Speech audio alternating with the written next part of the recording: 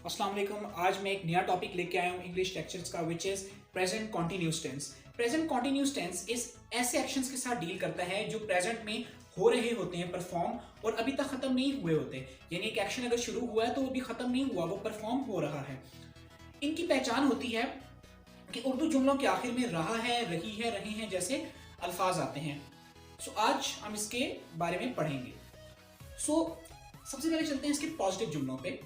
Positive का method होता है सबसे पहले सब्जेक्ट, उसके बाद helping verb is am are. याद रखें जो प्रेजेंट के केस में हेल्पिंग वर्ब इसमें इज एम और आर होते हैं। सब्जेक्ट इज एम आर, उसके बाद वर्ब की फर्स्ट फॉर्म आईएनजी और ऑब्जेक्ट। फॉर एग्जाम्पल, बढ़ई कुर्सियां बना रहा है।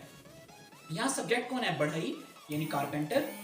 अब वो क्योंकि सिंगुलर है तो इसमें हेल्पिंग वर्ब इज लगेगा, बिकॉज एक चीज है, सब्जेक्ट सिंगुलर है, कारपेंटर इज बनाने को, make plus ING making, and object क्या है? कुर्सियां, चेयर्स।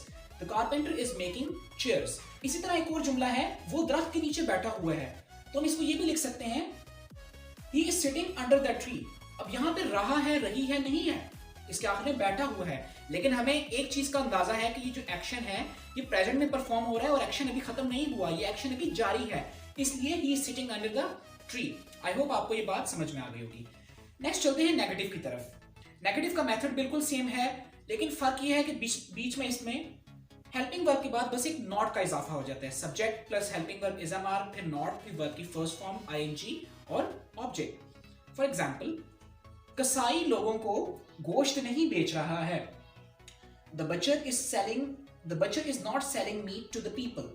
बचर सब्जेक्ट सिंगुलर है, इज, नॉट नेगेटिव सेंटेंस के लिए, selling sell plus ING selling बेचने के लिए, मीट ऑब्जेक्ट यानी गोश्त, टू द पीपल लोगों को।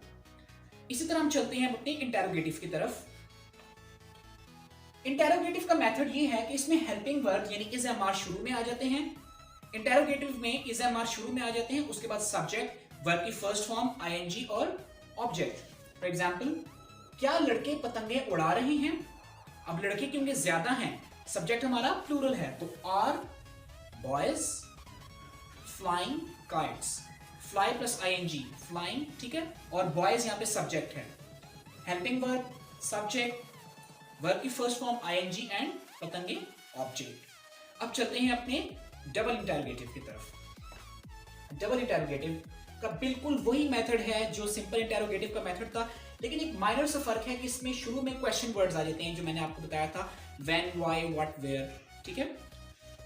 इसके एक एग्जांपल देखते हैं। वो घर कब खरीद रहे हैं? अब कब से आपको पता लग गया कि ये क्वेश्चन वर्ड है, ये ऐसा जुमला है जिसका आंसर हाँ या ना में नहीं हो सकता, ये डबल इंटेरोगेटिव है। So when are they buying house? Question word when, helping verb are, subject they, खरीदने को बाय प्लस आईएनजी बाइंग, और ऑब्जेक्ट क्या है? House. When are they buying house? अब क्योंकि वो ज्यादा लोग हैं तो इसलिए मैंने दे यहां पे लगाया, जिसकी वजह से हेल्पिंग वर्ब भी आर लगा।